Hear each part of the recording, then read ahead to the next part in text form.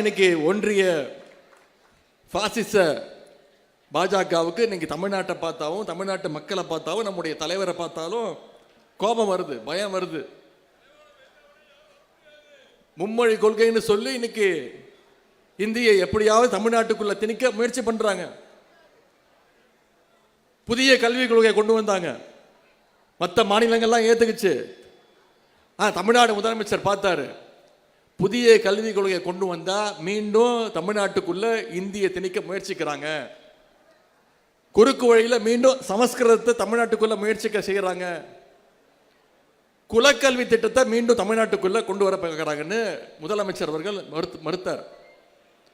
ஒன்றிய பள்ளி கல்வித்துறை அமைச்சர் திரு தர்மேந்திர பிரதான் சொன்னார், இந்தியாவில் இருக்கக்கூடிய மற்ற மாநிலங்கள்லாம் ஏத்துக்குச்சு, ஆனா தமிழ்நாடு மட்டும் ஏன் ஏத்துக்க மாட்டேங்குது? தமிழ்நாடு ஏத்துக்கலன்னா ஒன்றிய அரசு தமிழ்நாட்டுக்கு கொடுக்க வேண்டிய வரி பகிர்வு 2500 கோடி தர முடியாது அப்படின்னு சொன்னார் ஒன்றிய பள்ளி கல்வித்துறை அமைச்சர். நம்முடைய முதலமைச்சர் கழக தலைவர் என்ன தெரியுமா சொன்னாரு?